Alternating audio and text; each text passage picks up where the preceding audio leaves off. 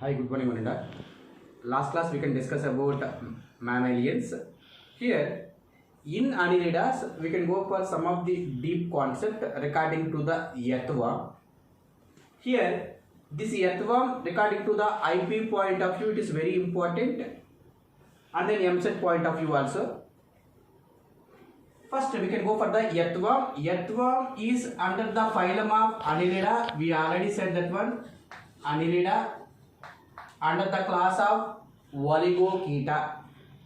Here, the earthworm is a terrestrial type of habitat. Terrestrial type of habitat, and it is the reddish brown in color. Reddish brown in color. It habitat. It is present on the moist soil surface, upper layer of the soil surface, moist soil surface. It can eat dead and decaying material, dead and decaying material. Earthworm is called as a friendly farmer. Why it is called as a friendly farmer means, on earth surface or in the gardens or in the agriculture field, this earthworm is useful for the fragmentation. Fragmentation means cutting off large particles into small particles that will be can use the mineral to the soil, that is useful to the plants. That's why earthworm is called as a friendly farmer. Here mostly it is the burrowing type of habitat, and then here in Indian earthworms are the Peritima postuma and Megascolex australis. Megascolex australis is the largest earthworm, and then Dravida grandis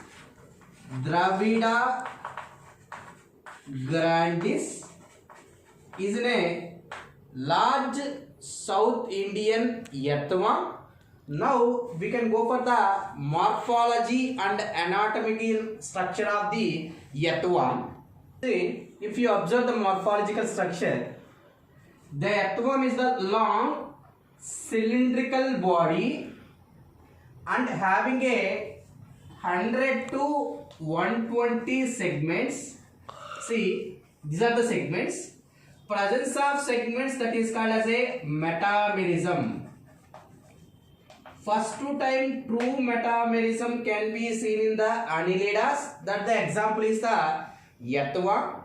Here, this is the earthworm dorsal view. This is the dorsal view, and this one is the ventral view.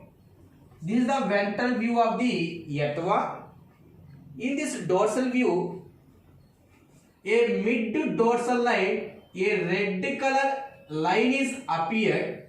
This red color line indicates the presence of dorsal blood vessel. This is the dorsal blood vessel. Dorsal blood vessel. And then here how many segments I said? 100 to 120 segments is present. Here in anterior side, a flap or lobe-like structure is present. This lobe-like structure is called as a prostium. Prostium. Stia indicates stoma. Stoma indicates mouth. Before the mouth, they having a flap-like structure, that is called as a prostium.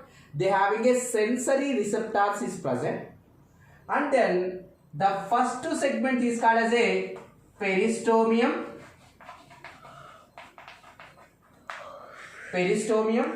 And the last segment is called as a pygidium.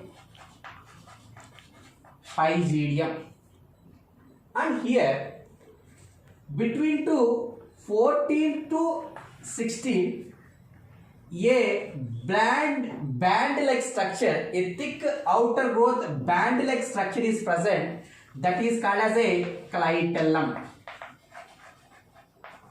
It is a glandular part. It can secrete some chemical substances. That's why by the presence of the clitellum, the earthworm body can be divided into three parts. Before clitellum, this part is called as a pre-clitellum.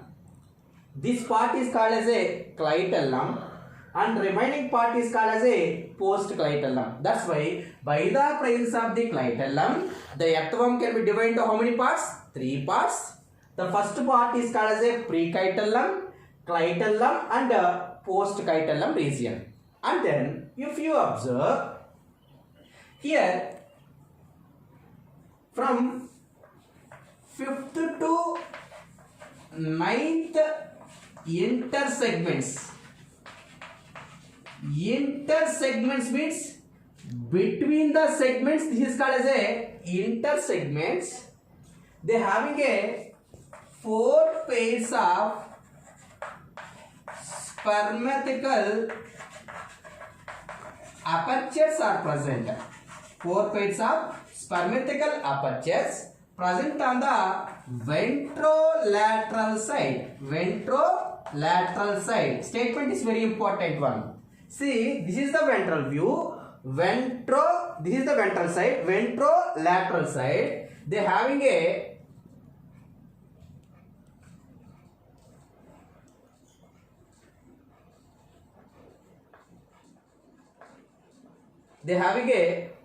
one pair, 2 pairs, 3 pairs, 4 pairs present in intersegmented septa. Intersegmented septa indicates, see, I wrote 5 to 9 intersegmented septa. It will be present between 5 to 6, 6 to 7, 7 to 8, 8 to 9. It means first pair occupied the first 5th segment and the 6th segment.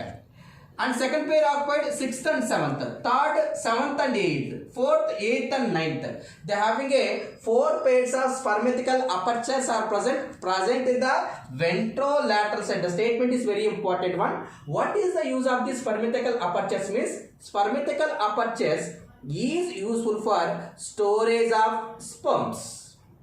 Sperms is what? Sperms are the male gametes. Now, and then female genital pore. Female genital pore. In mid-ventral side, in which segment? 14th segment, they having a female genital pore is there. From the female genital pore, the ova is releases out. And then, in 18th segment, segments, ventrolateral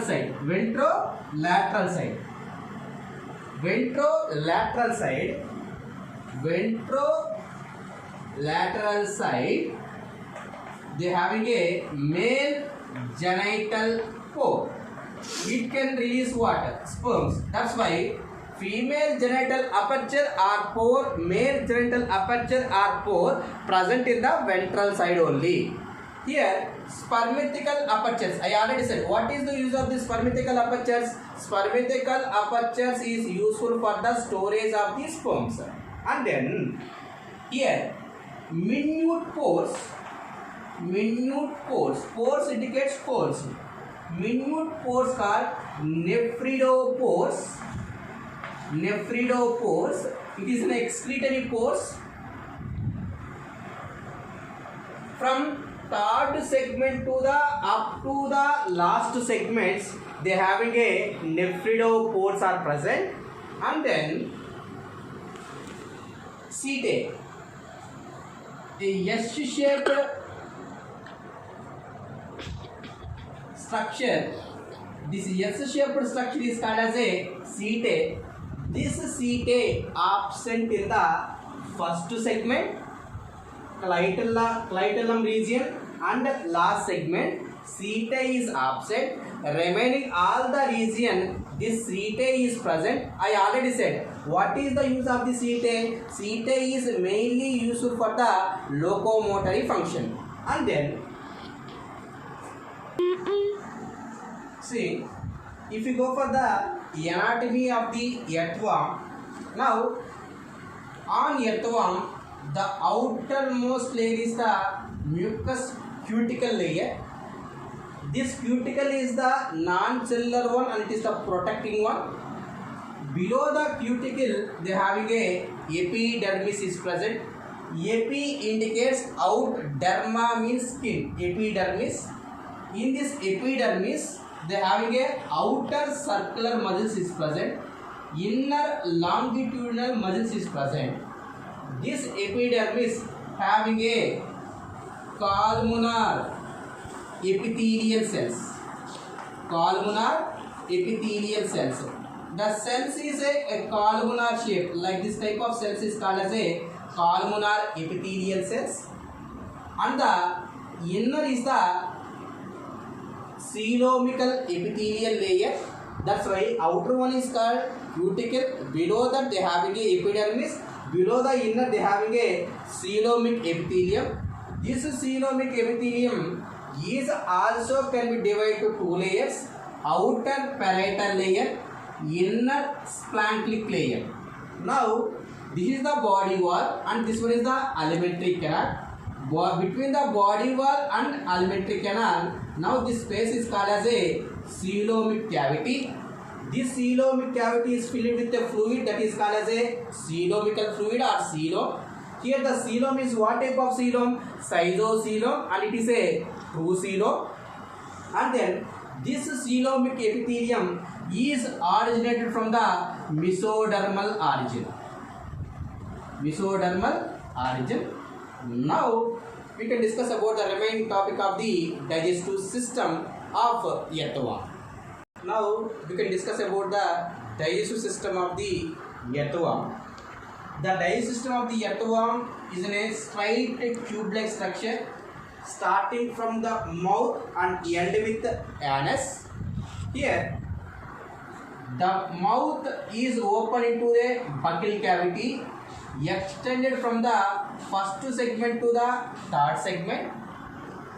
From the buccal cavity it is open to a muscular pharynx. It is present in the fourth segment. This pharynx is open into a long tube-like structure. That long tube-like structure is extended from the fifth segment to the seventh segment. This esophagus is open into a gizzard present in 8th to the 9th segment. Gizzard is called as a grinding mill. It can be useful for the grinding of soil particles and dead and decaying materials. That's why that is called as a grinding mill. This gizzard is open into stomach. The stomach is extended from the 9th to the 14th segments. What are the food particles is a breakdown here, that is enter into the stomach. Basically the earthworm they can eat dead and decaying material like leaves and soil. For the digestion of the soil, basically the soil having a humus. Here from 9th to 14th segment they having what is present? Stomach is present. In stomach they having a specialized glands that is called as a calciferous glands. This calciferous glands can neutralize the humic acid. Why? Because when it can eat the soil, that is the humus having a humic acid, that is the acidical nature, it can neutralize that one. That's why they having a specialized glands is present in the stomach. That glands is called as a calciferous glands. From 15th segments to the up to the last segments, they having a intestine is present. In the intestine, yet 26th segment, a tube-like structure is arises. That tube-like structure is called as a intestinal cecum is present. Below the intestinal cecum from 26th segments onwards up to the rectum, in the dorsal side they having a foldings is present. This foldings is called as a triflosolar part. Triflosolar part is mainly useful for the reabsorption. Same in our body, in intestine they having a villi is present. Villi is used for the reabsorption nature. Same thing, this typhosolar part is mainly used for the reabsorb. It can reabsorb what means when it can eat the complex particle, that complex particle will be breaks down to simple particles. That simple particles is absorbed through the typhosolar part. Below the typhosolar part, this part is called as a pre-typhosolar part.